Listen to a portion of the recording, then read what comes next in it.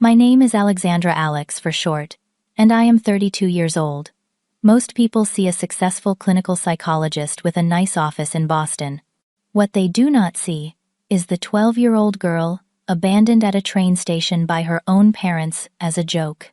This morning I woke up to 29 missed calls from a number I did not recognize. Turns out, after 20 years of silence, my parents found me. The people who said, "Let us see how she finds her way home." Before I tell you how my life changed forever that day, drop a comment telling me where you are watching from, and subscribe to hear more stories about finding strength after betrayal. Growing up in suburban Portland, my life looked normal from the outside.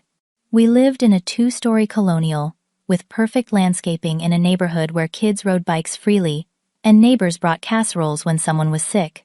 My father, Kenneth, worked as an insurance executive, bringing home a comfortable salary that afforded us family vacations and a new car every 3 years. My mother, Margot, ran her own interior design business, decorating the homes of Portland's upper middle class with her signature blend of classic and contemporary styles. To anyone watching, we seemed like the perfect American family. Dad coached Little League on weekends. Mom volunteered for the PTA. I got good grades and participated in school plays. But behind our freshly painted front door lived a different reality altogether. My parents' relationship was volatile at best. They competed with each other in strange ways, turning everyday situations into contests of will and manipulation. These games eventually extended to me, their only child. What started as occasional pranks evolved into something much more concerning as I grew older. I remember clearly the first time I realized something was wrong. I was 5 years old, sitting at our kitchen table eating cereal before kindergarten.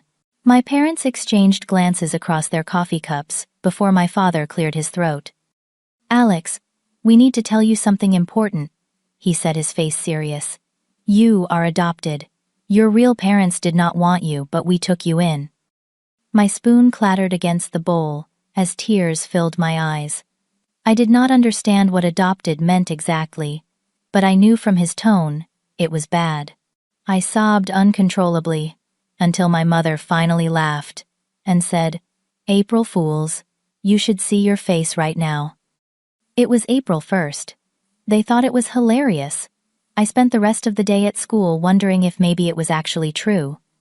2 years later, my mother took me shopping at the large mall downtown. While browsing through a department store, she suddenly vanished. I searched frantically, calling for her through racks of clothing, panic rising in my chest. After nearly 3 hours, a security guard found me crying near the food court and was about to call police when my mother appeared. "There you are," she exclaimed, as if I had been the one who disappeared. "Did you learn your lesson about independence today?" The guard looked uncomfortable, but said nothing. On the drive home, my mother explained that I needed to learn how to handle myself when alone. "The world is tough, Alex. You need to toughen up too." At 9, my parents pretended to drive away without me after a family day at the park. I ran after the car for nearly half a mile, lungs burning, convinced I had been forgotten before they pulled over, laughing at my desperation. When I was 10, they locked me outside in 30-degree weather as a survival challenge, forcing me to find shelter in our garden shed for 2 hours before letting me back in. They called these incidents life lessons designed to build character and resilience.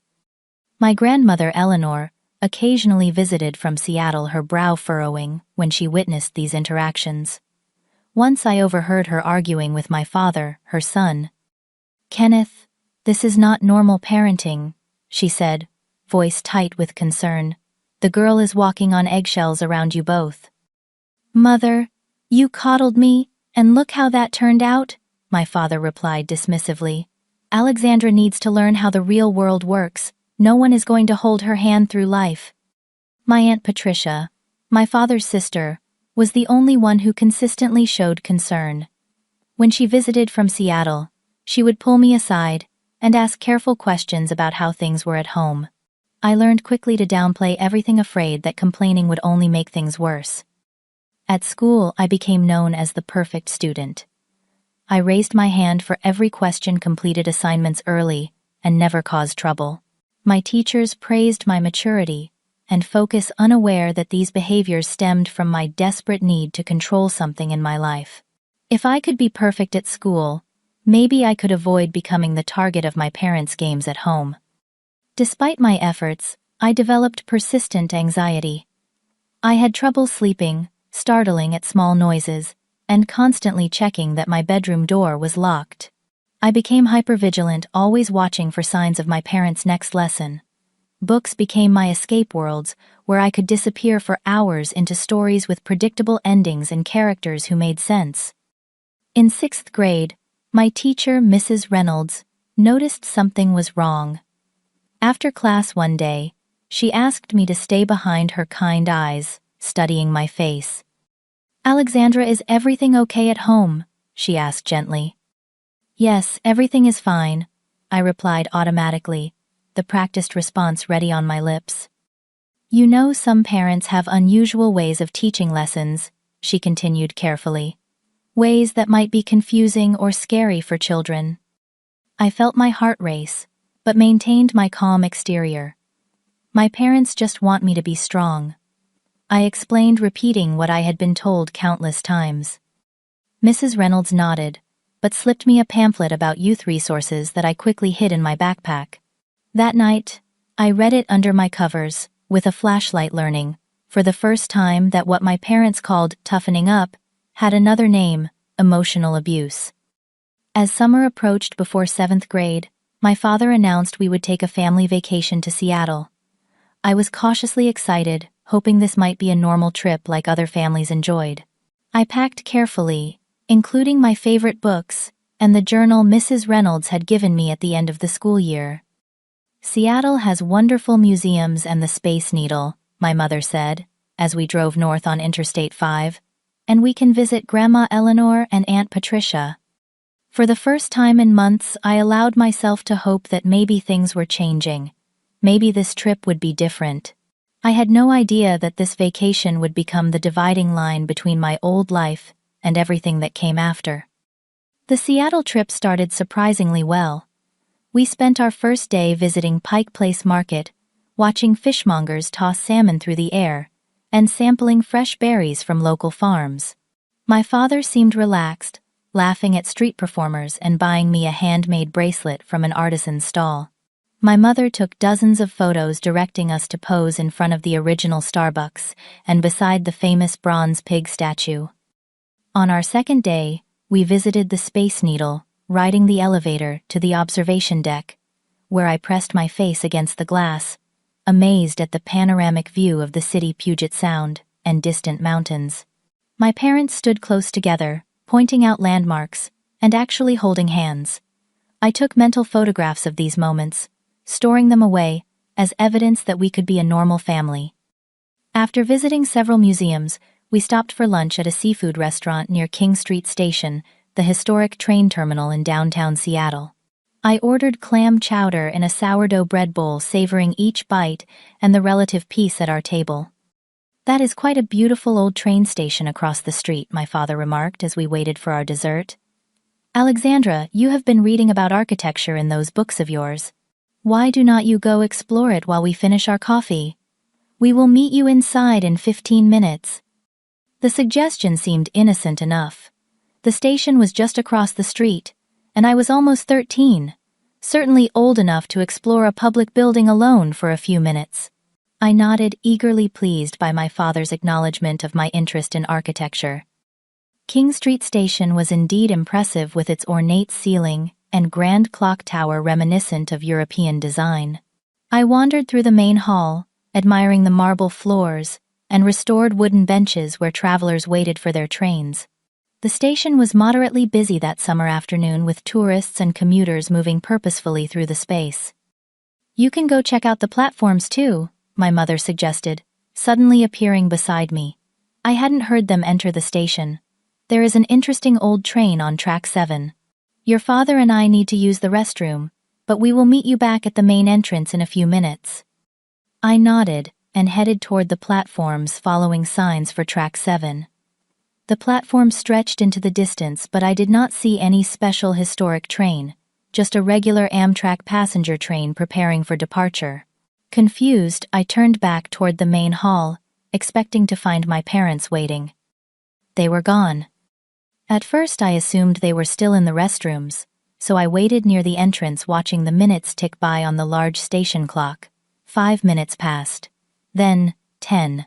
After 15 minutes, I began walking through the station, checking every corner, restroom entrance, and waiting area. "Mom, Dad," I called, trying to keep my voice steady, despite the familiar knot of anxiety tightening in my stomach. I approached a woman with a kind face. "Excuse me, have you seen a couple?" A tall man with gray at his temples, and a woman with short blonde hair, wearing a blue dress. She shook her head sympathetically. "Sorry, honey. Are you lost?" "No, I am just trying to find my parents. They said they would meet me here."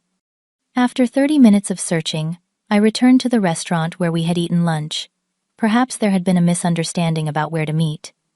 "The couple with the young girl," the hostess said when I described my parents. "They paid their bill about 45 minutes ago. Left a good tip, too." A cold realization began to settle over me. This was another lesson, another joke, but on a scale far beyond anything they had done before. We were in Seattle, nearly 200 miles from home, in a city where I knew only my grandmother and aunt, neither of whose phone numbers I had memorized. I returned to the station and sat on a bench near the entrance, fighting back tears as I watched the afternoon sun begin its descent. Surely they would return soon. This could not possibly be more than a cruel joke meant to scare me for an hour or so. As the station began to empty with the approach of evening, a security guard named Franklin approached me, concern evident in his weathered face. "Young lady, are you waiting for someone? The station will be closing to non-passengers soon." I tried to maintain my composure as I explained the situation, but my voice cracked. "My parents told me to meet them here, but they have not come back. We are visiting from Portland." The guard's expression shifted from concern to alarm. "How long have you been waiting?" "About 4 hours now," I admitted, tears finally spilling down my cheeks. "Do you have their cell phone number?" he asked gently. I nodded and recited my father's number, which I had been forced to memorize in case of emergency. The guard used his phone to dial, but there was no answer. He tried 3 more times over the next hour with the same result. As night fell completely, Franklin escorted me to the station security office and contacted the police. Officer Julia arrived, a woman with kind eyes and a no-nonsense attitude, who brought me a sandwich and a soda from the vending machine. "Alexandra, we are going to figure this out," she assured me. "This is not your fault." The police tried calling my parents repeatedly. They checked nearby hotels and left messages at my grandmother's house, which I knew was somewhere in Seattle but couldn't direct them to. Finally, around 11 that night, nearly 9 hours after I had last seen them, my father answered his phone. I could hear only Officer Julia's side of the conversation, but her face told me everything I needed to know. "Sir, we have your daughter at King Street Station Security Office." "Yes, she has been here since this afternoon." "No, sir, that is not." "Sir, leaving a 12-year-old alone in a city 200 miles from home is not a reasonable. I understand that is your perspective, but..." She covered the phone and took a deep breath before continuing. "Mr. Wallace, I need you to come to King Street Station immediately to pick up your daughter." "No, this is not optional." "Yes, we are considering this a child welfare issue." When she hung up, she sat beside me on the small office couch. "Your father says they are at a hotel about 20 minutes away. They are coming to get you now." "What did he say?" I asked, my voice small. "Why did they leave me?" Officer Julia chose her words carefully. "He said they were teaching you independence, that you knew how to get home, and they wanted to see if you would figure it out." The betrayal washed over me in waves. They had abandoned me in a strange city with no money, no phone, and no way to get home as a test, as a joke, to see if I could find my way back to Portland on my own. "Would they have come back if I had not been found by security?" I asked. Officer Julia's silence was answer enough. I spent that night in the police station break room, curled under a scratchy blanket on a couch that smelled faintly of coffee and fast food. Officer Julia checked on me hourly, bringing me water, and assuring me that everything would be okay, though her tight smile suggested otherwise. Morning arrived with harsh fluorescent lighting, and the arrival of Marcus, a child services worker with tired eyes and a gentle voice. He sat across from me with a clipboard and asked questions about my life at home. The jokes, the lessons, the times I had been left alone or frightened, as part of my parents' unique approach to child rearing. "Alexandra, what you are describing is concerning," Marcus said carefully. "Has anyone ever talked to you about emotional abuse?" The pamphlet Mrs. Reynolds had given me flashed in my mind. My teacher gave me something to read about it once. Marcus nodded. "Your parents' behavior falls into that category. Children need security and trust to develop properly, not fear and uncertainty." Our conversation was interrupted by the arrival of my parents. My mother wore large sunglasses, despite the indoor setting, and my father's face was fixed in the tight smile he used when dealing with service workers he considered beneath him. They did not rush to hug me or express relief at finding me safe. Instead, they nodded curtly at Officer Julia and Marcus. "This has been a tremendous overreaction," my father said immediately. "Alexandra is perfectly capable of finding her way home. She has emergency money, knows our phone number, and understands public transportation." This was a valuable life lesson that has been turned into a needless drama. My mother nodded in agreement. We were nearby the entire time, checking on her periodically. She was never in any danger. Officer Julia's expression hardened.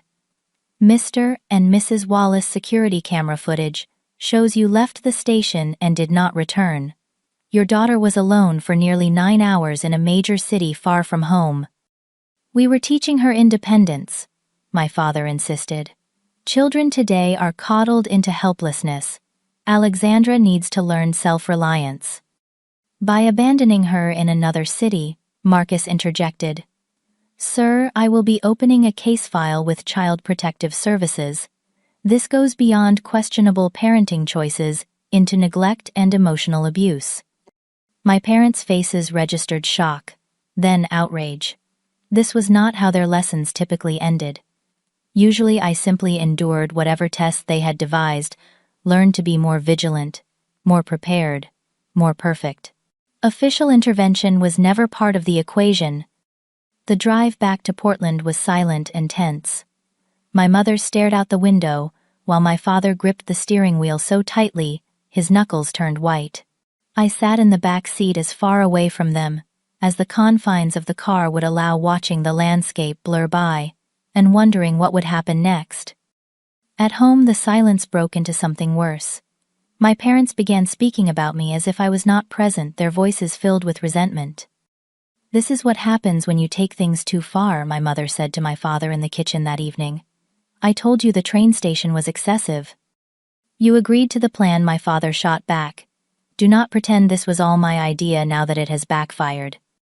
From my hiding spot around the corner, I realized something important. They knew they had crossed a line. Not because they recognized the harm they had caused me, but because they had finally attracted outside attention to their behavior.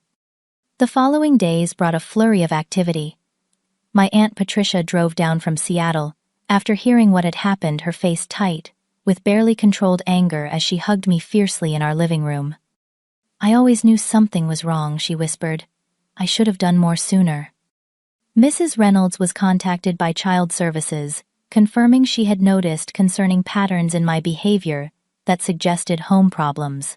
A caseworker named Diane began making regular visits to our house, during which my parents transformed into perfect concerned caregivers, expressing appropriate remorse and promising to attend parenting classes and family therapy.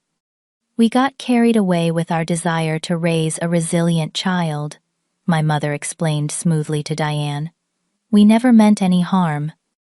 But in private, their resentment simmered. I became the cause of their problems, the reason strangers were invading their privacy and questioning their parenting. Notes were left on my bedroom door, reminding me to tell the truth to caseworkers, the unspoken threat clear in every word. Sleep became nearly impossible as nightmares of being abandoned in increasingly terrifying locations plagued me nightly. I began hiding small amounts of food in my room, preparing for some future abandonment that felt inevitable. With Aunt Patricia's quiet help, I gathered important documents like my birth certificate and social security card, tucking them into a waterproof pouch hidden in my closet. School became my only sanctuary. Mrs. Reynolds had moved up to teach 7th grade, and she kept a protective eye on me, allowing me to eat lunch in her classroom when the noise and chaos of the cafeteria became too much. I threw myself into studies with renewed intensity, as if perfect grades might somehow fix the broken foundation of my life.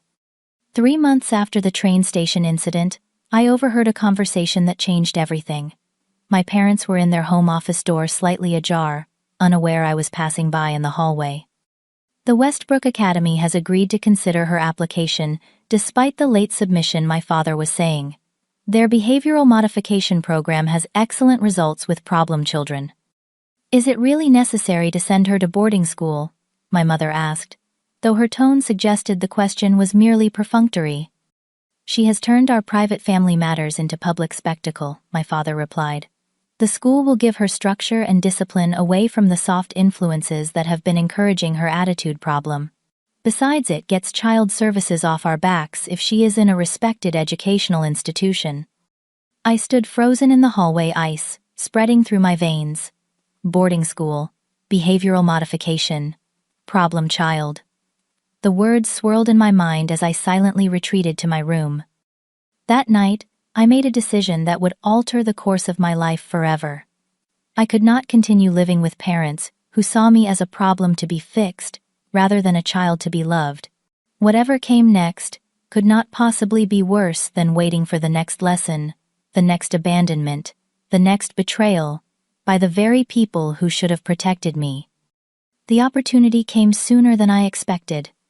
Just 2 weeks after overhearing their boarding school plans, my parents left for a weekend real estate investment seminar in San Francisco. The moment their car disappeared down our street, I called Aunt Patricia from the kitchen phone. "I need help," I said simply when she answered. "They are planning to send me away to a behavioral modification school. I cannot stay here anymore." There was only the briefest pause before she responded. "Pack what you absolutely need. I will be there in 3 hours." At 13, my understanding of the legal system was limited, but Aunt Patricia had clearly done her research. She arrived as promised, helped me gather my hidden documents and a single suitcase of belongings, and drove me straight to her attorney's office in downtown Portland. "We are filing for emergency temporary custody," she explained, as we sat in the wood-paneled waiting room. "Based on the existing child services case and the train station incident, we have grounds to request immediate removal." The next week passed in a blur of legal terminology and courthouse visits. I testified in a small room with just a judge and court-appointed advocate present, describing not only the train station abandonment, but the years of jokes and lessons that preceded it. My voice shook at first but grew stronger, as I spoke the truth pouring out after years of careful silence. My parents arrived from their trip to find me gone, and a court summons waiting. Their reaction was explosive, a barrage of angry phone calls and threats of police involvement for kidnapping. But the system for once worked as it should. The judge granted temporary custody to Aunt Patricia pending a full hearing, and I moved to her apartment in Seattle, enrolling in a new school district before my parents could implement their boarding school plan.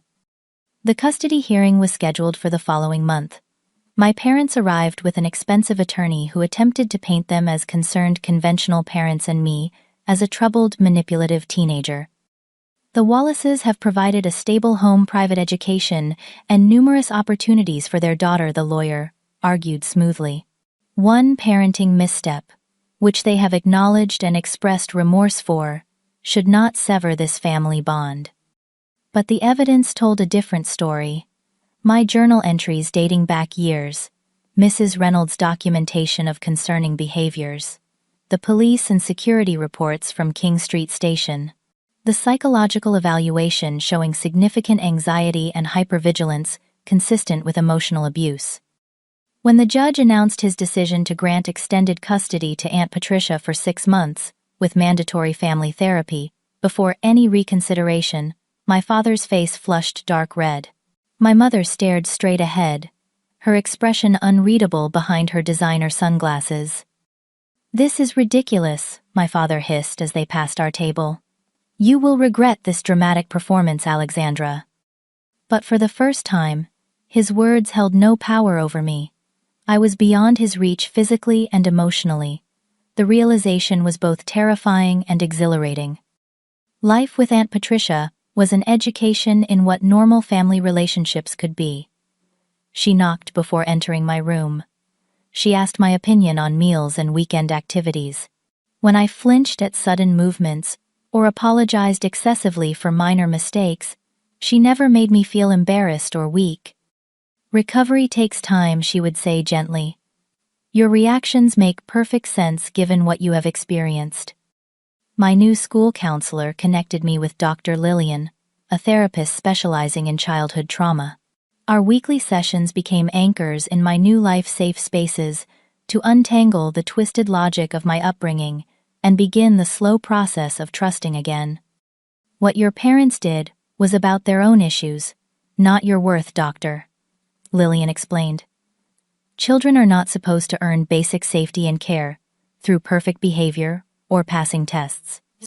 Initially, my parents fought aggressively for custody filing motions and demanding hearings. But when the court ordered psychological evaluations for them as well, their enthusiasm waned noticeably. The process was becoming too much trouble, as my father put it in a voicemail to Aunt Patricia. 6 months after moving to Seattle, I received the news that would cement my new beginning. My parents had decided to relocate to Florida for a fresh start. "They are not contesting the custody extension," Aunt Patricia explained carefully. "They have accepted a job offer in Jacksonville and will be moving next month." They did not say goodbye. No phone call, no letter, not even a message passed through their attorney. They simply packed up our Portland house and disappeared from my life as completely as they had from King Street Station a year earlier. With the court's approval and my parents' implicit consent through their absence, I legally changed my last name from Wallace to Harrison, taking Aunt Patricia's surname as my own. It felt like shedding a skin that no longer fit, becoming someone new, while still carrying the lessons of the past. High school brought new challenges and opportunities. Therapy continued, and slowly, the nightmares decreased. I made real friends for the first time: Zoe from my advanced placement classes and Rachel from the school newspaper. They knew fragments of my story and respected the boundaries I still needed, never pushing for sleepovers I was not ready for, or questioning why certain topics made me uncomfortable. Academics remained my strength and sanctuary. I graduated as valedictorian, earning a substantial scholarship to the University of Washington's psychology program. My interest in the field was anything but random. I wanted to understand the minds that could justify cruelty as care and, more importantly, help others who had experienced similar betrayals. Throughout college, Aunt Patricia remained my rock, attending every parent weekend event and celebration, beaming with genuine pride at my achievements. When I was accepted to a prestigious graduate program in Boston, she encouraged me to go despite the distance it would put between us. "You deserve to build exactly the life you want," she said firmly. "I will always be here, no matter how far you roam." The last contact I had with my parents came shortly after my 18th birthday. A terse email arrived from an unfamiliar address, the message brief and devoid of warmth. "We have been informed you are now legally an adult. We did our best with a difficult child. Perhaps someday you will understand the value of the independence we tried to instill. Your father has a new position, with significant responsibilities. Your mother has opened a design studio in Jacksonville. Address changes enclosed for your records. No questions about my life. No congratulations on college acceptance. No acknowledgement of the pain they had caused." I showed the email to Dr. Lillian, who helped me draft a brief final response. "I am well, and building a good life. I do not wish further contact. Please respect this boundary." They did for 20 years. Boston welcomed me with brick buildings, autumn leaves, and blessed anonymity. No one there knew me as the abandoned girl or the troubled teenager. I was simply Alexandra Harrison, graduate student in clinical psychology, with a focus on childhood trauma and resilience. My apartment building in Somerville housed mostly students and young professionals, including my roommate Danielle, a law student, with a boisterous laugh and unwavering respect for personal space. Through her, I met a circle of friends who accepted my carefully constructed boundaries without question, never pushing for details about my family when I mentioned only my aunt in Seattle. For the first time, I experimented with trusting people beyond the essential minimum. I joined a book club, volunteered at a local animal shelter, and even dated occasionally, though relationships remained challenging territory. The hypervigilance that had protected me as a child made romantic connections difficult. I analyzed every interaction for hidden meanings, waiting for the joke or test that never came. Michael, a fellow psychology student I dated for nearly a year, was patient with these tendencies. "Your radar for inconsistency is actually quite impressive," he would say, without judgment, when I noticed subtle shifts in tone or expression that others missed. Though our relationship eventually ended when he took a position across the country, it taught me that intimacy was possible, even with my complicated history. My professional life flourished more easily than my personal one. I completed my doctorate with distinction, my dissertation on emotional abuse and resilience factors, drawing attention from leaders in the field. A position at a respected trauma center followed, where I specialized in working with children and adolescents from unstable homes. "You have an unusual ability to connect with these kids," my supervisor noted during an evaluation. "They sense you understand in a way textbooks cannot teach." I never disclosed my personal history to patients, maintaining appropriate professional boundaries, but my experiences informed my approach.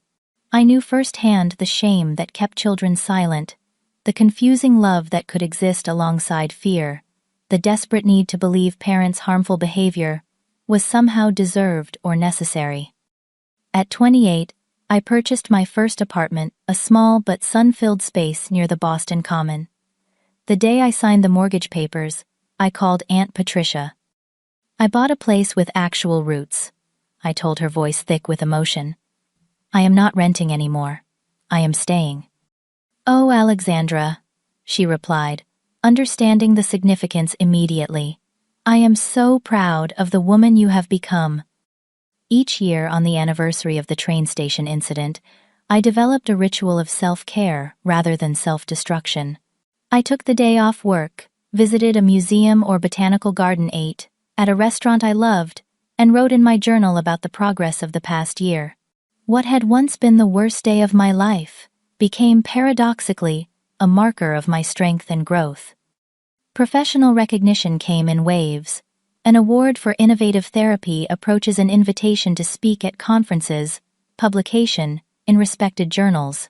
My research paper on the long-term effects of emotional abuse and tough love parenting approaches gained particular attention, cited frequently by others in the field. Weekends often found me volunteering at a youth shelter, leading art therapy sessions, or simply providing stable adult presence for teens in crisis. Many reminded me of myself at their age, and while maintaining professional distance, I made sure they heard the message I had needed so desperately: none of this is your fault, and your story is not over. A decade after leaving Seattle, I was promoted to clinical director at the trauma center, overseeing a team of therapists and developing new treatment protocols. My office wall displayed my degrees and certifications, but also a small watercolor painting given to me by a 14-year-old client on her last day of therapy. "You helped me find my voice," she had written on the back. Those words meant more than any professional accolade.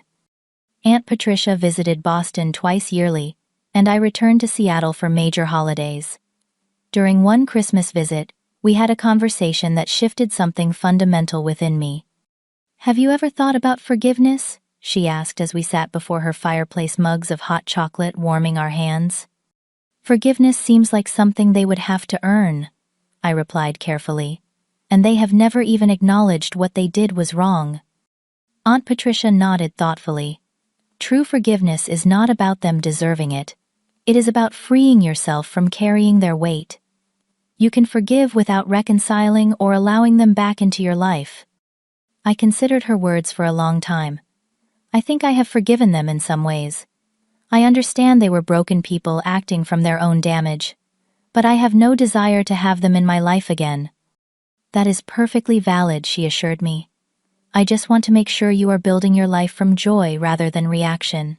You deserve every happiness, Alexandra. When Aunt Patricia was diagnosed with breast cancer the following year, I took extended leave to care for her through treatment. Sitting beside her during chemotherapy sessions, I realized how thoroughly she had shown me what real family meant, not blood or obligation, but consistent care and unconditional support. Promise me something, she said during one difficult night when pain kept her awake. Promise you will not let fear of becoming like them stop you from having your own family someday if that is what you want. I squeezed her hand throat tight. I promise. After her recovery, I returned to Boston with renewed purpose. I adopted a rescue dog, a gentle golden retriever mix named Bailey, who needed someone as much as I had once needed Aunt Patricia. Together we explored the city parks and beaches, his uncomplicated affection, healing parts of me I hadn't realized were still broken. Work continued to provide fulfillment and purpose. I developed a specialization in helping adults who, like me, were estranged from family due to abuse or neglect. These clients often carried unnecessary guilt for choosing self-preservation over toxic relationships, and I helped them recognize the courage such choices required. In my late 30s, I met James, an architectural historian, who approached relationships with honesty and patience that disarmed my usual defenses. On our fifth date, when family backgrounds inevitably arose in conversation, I shared more of my story than I typically revealed. My parents abandoned me at a train station when I was 12 as a test. I have not seen them in 20 years. James did not offer platitudes or press for details. Instead, he simply asked, "What do you need from me around this topic?" His response, so different from the uncomfortable pity or morbid curiosity I usually encountered, allowed something to relax within me. Our relationship developed slowly but steadily, built on mutual respect and clear communication. 10 years without contact from my parents stretched to 15, then 20. I stopped checking over my shoulder or flinching when the phone rang unexpectedly. The nightmares reduced to rare occurrences rather than regular visitors. I built a life full of meaning, purpose, and genuine connection. The pieces of my broken childhood repurposed into something strong and beautiful. Then, Aunt Patricia died after a cancer recurrence, and everything changed. The memorial service was small but meaningful, held in a Seattle garden that Aunt Patricia had loved.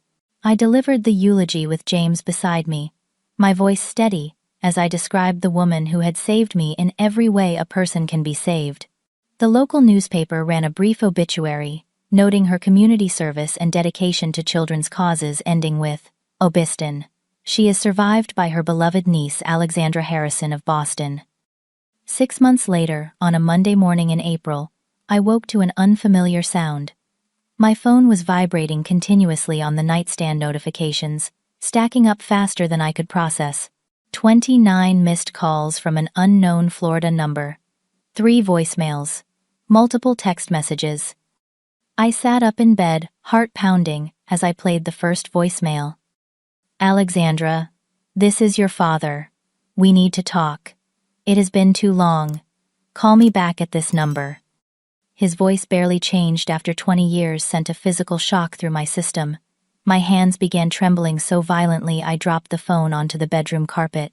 James found me there minutes later, still staring at the device as if it might explode. "Alex, what happened?" "My parents," I managed to say. "They found me." The next hours passed in a blur of anxiety and confusion. More calls came, which I did not answer. An email arrived from my mother, claiming a family emergency required immediate contact. Messages appeared on my professional social media accounts from cousins. I barely remembered expressing sudden interest in reconnecting. With James's steady support, I began investigating rather than reacting. The obituary had provided my full name and city enough for determined people to track me down in the age of digital footprints. A quick online search revealed my father had likely hired a private investigator, as he had recently posted in a local Jacksonville forum, seeking recommendations for locating estranged family members. "You do not have to respond to any of this," James reminded me, as we sat at my kitchen table that evening, Bailey's head resting supportively on my knee. 20 years of silence, and now they demand immediate attention. You owe them nothing. My therapist, Dr. Cameron, agreed during our emergency session the following day. "This is about your well-being, Alexandra, not their desires. What do you actually want in this situation?" The question was more difficult than it should have been. Logically, I wanted nothing to do with the people who had caused so much pain and never taken responsibility. Emotionally complicated tendrils of curiosity and unresolved questions pulled at me. What did they want? After all this time, had they changed? Did they ever recognize the harm they had caused? A letter arrived 3 days after the initial call's thick cream stationery with my mother's flowing handwriting on the envelope. Inside were 4 pages of explanation and justification. "We were young parents who believed in raising independent children," she wrote. "Society has changed its views on parenting approaches, but our intentions were always good. We have grown and learned over the years. Your father has had health challenges that have given us perspective on what truly matters." Not once in 4 pages did the words sorry or apologize appear. No acknowledgement of abandonment or abuse, only references to misunderstandings and different approaches to parenting. The final paragraph revealed their true motivation. "Family should stick together as we age. Your father's condition has made us realize the importance of reconnection. Several cousins and your Uncle William have also expressed interest in healing this family rift." I had never been close to Uncle William, my father's younger brother, or the cousins who now suddenly reached out. Their messages carried subtle pressure, framing me as the obstacle to family harmony rather than the child who had been discarded. "You should at least hear them out," wrote a cousin, named Rachel, whom I had not seen since elementary school. "People can change, and family is family." The pressure intensified when I consulted an attorney about establishing legal boundaries. The lawyer advised me that while I could pursue a restraining order, if actual harassment occurred, simply making contact attempts was not illegal. My parents had carefully positioned themselves as concerned family members seeking reconciliation, not as the abusers I knew them to be. I could set up an email address, specifically for limited communication, I suggested to Dr. Cameron during our next session. That way I control the boundaries without complete refusal, which seems to be escalating their efforts. She nodded thoughtfully. "That might be a reasonable compromise for your own peace of mind. Remember, though, you can change your mind at any point. Your boundaries are valid." The dedicated email account seemed to satisfy my parents temporarily. Their messages came regularly, a mix of superficial updates about their Florida life and increasingly direct requests for phone conversations or in-person meetings. Each message revealed more about their unchanged nature. They dismissed my boundaries as still being dramatic after all these years, and framed my caution as unreasonable given their health situation. "Your father has had cardiac issues," my mother wrote. "He needs family support during this difficult time. Surely you have moved beyond teenage grudges by now." The characterization of severe emotional abuse as teenage grudges confirmed what I suspected: they had not changed at all. They still refused to acknowledge reality, still manipulated situations to their advantage, still expected me to fulfill their needs regardless of the cost to myself. Then came the call from Boston Memorial Hospital. Somehow, my father had listed me as his emergency contact during a cardiology consultation while visiting Boston, a fact I discovered only when the hospital called about scheduling his follow-up appointment. "Mr. Wallace was quite insistent we reach you," the scheduler explained. "He said you would want to be involved in his care plan." The manipulation was so transparent, it would have been laughable if it wasn't so disturbing. They had traveled across the country to my city, used my contact information without permission, and attempted to force connection through medical necessity. I declined to be involved, and immediately contacted the hospital's patient advocacy department, to have my information removed from their records. The incident, however, highlighted the escalating nature of their contact attempts. What would they try next? The internal conflict was exhausting. Part of me, the trained psychologist, understood the dynamics at play with clinical clarity. Another part, the abandoned child who had once desperately wanted parental love, experienced emotional turmoil that no professional knowledge could fully resolve. A colleague who specialized in family reconciliation offered valuable perspective over coffee one afternoon. Reconciliation requires several elements to be successful, she explained. Acknowledgement of harm, genuine remorse, changed behavior, and respect for boundaries. From what you have described, your parents have demonstrated none of these. I spent evenings researching adult children, reconnecting with abusive parents, reading accounts of both healing reconciliations and devastating re-engagements that resulted in fresh trauma. The common factor in positive outcomes was the parents' willingness to take full responsibility without excuses or minimization. After weeks of mounting pressure and boundary violations, I reached a decision point. Continuing to ignore the situation was creating more stress than addressing it directly.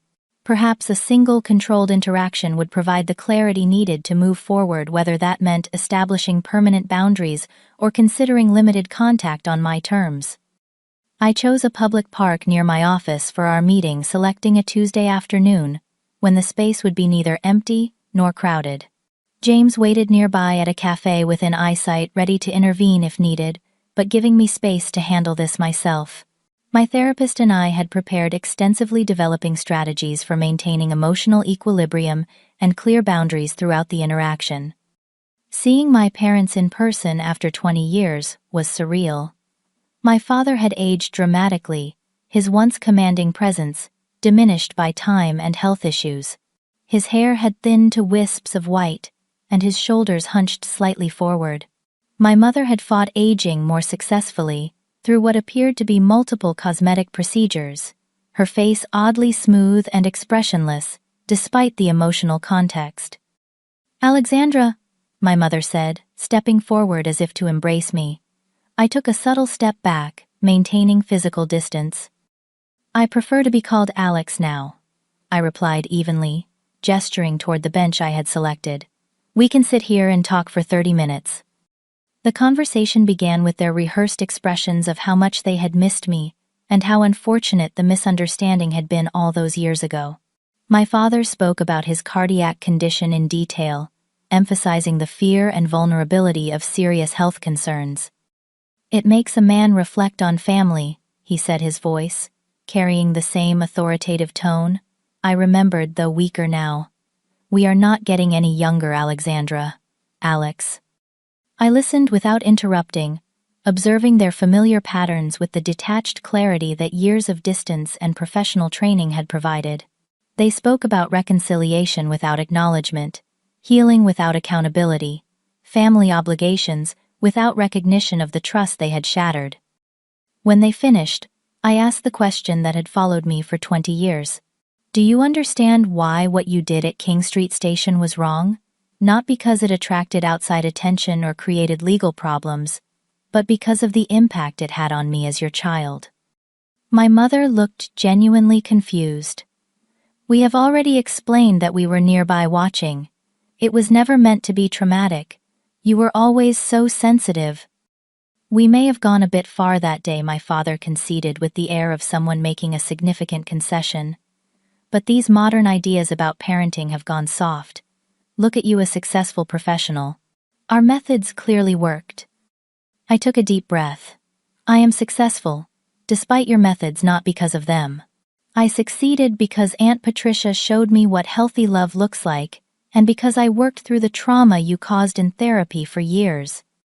Their expressions hardened at the mention of Aunt Patricia, the family betrayer in their narrative. "Your aunt always coddled you," my mother said dismissively. "She never understood our parenting philosophy." "What you call a parenting philosophy? The law calls emotional abuse and child endangerment," I replied calmly. I needed to feel safe, not constantly tested and abandoned. The conversation circled without progress, until I finally asked directly, "Why are you really here? After 20 years of no contact, what do you actually want?" My father cleared his throat, exchanging glances with my mother. "Well, as we mentioned, health concerns have made us reprioritize. We are planning to relocate from Florida as the climate no longer suits my condition. Boston has excellent medical facilities and with your connections here." The truth emerged in halting fragments. My father's condition, while requiring management, was not the crisis they had implied. What they really wanted was practical and financial support as they aged. My mother had researched my professional standing and property ownership. They had identified me as a potential caretaker and resource, not because of genuine remorse or desire for relationship, but out of pragmatic self-interest. "So, to be clear," I said, "when they finished, you abandoned me at 12, showed no interest in my life for 20 years, and now, expect me to help support you in your retirement." "Family takes care of family," my mother replied, as if stating an obvious truth. "Despite our differences, blood remains blood." In that moment, something settled within me. The last lingering questions were answered. They had not changed. They would never acknowledge the reality of what they had done. They would always prioritize their needs, above all else. I stood up, surprising them mid-sentence about potential housing options near my neighborhood. "I will not be providing financial support or caregiving. I will not be part of your relocation plans. Our meeting is over." "You cannot simply walk away from family responsibility," my father protested, rising from the bench with effort, "after everything we gave you growing up." I turned back to face them one last time. "What you gave me was trauma that took years to overcome. What you taught me was that I deserve better than relationships built on manipulation and fear.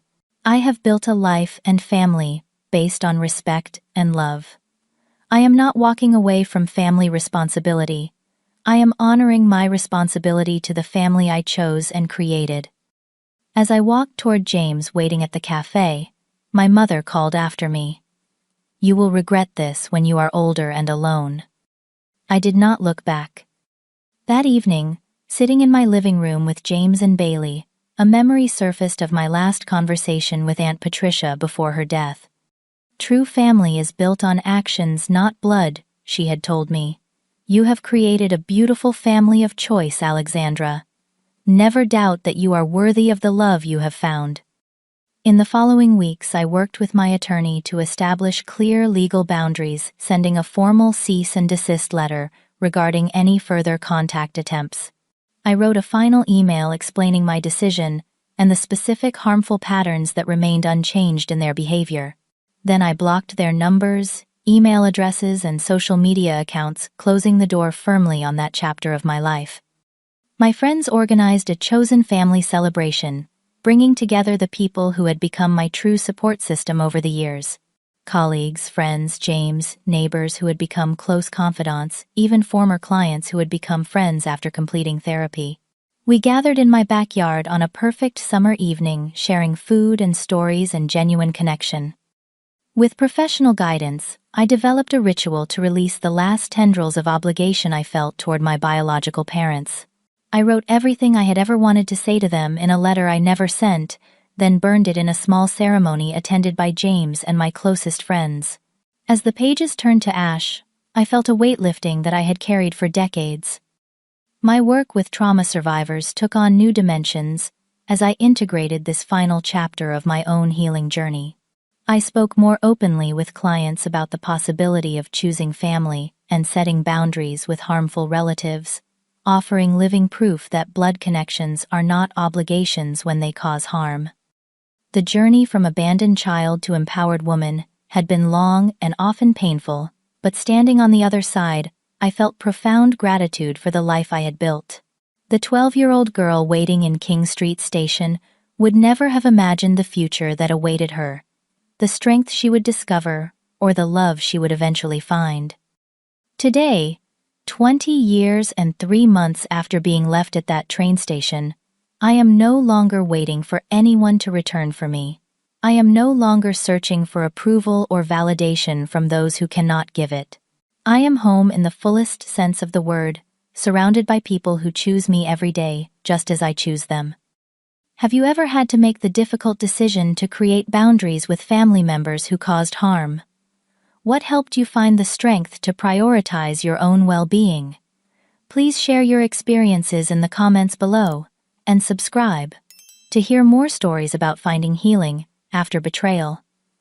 Remember that your worth is not determined by those who failed to see it, and sometimes the family we create matters more than the one we were born into. Thank you for listening to my story, and I wish you peace and healing on your own journey.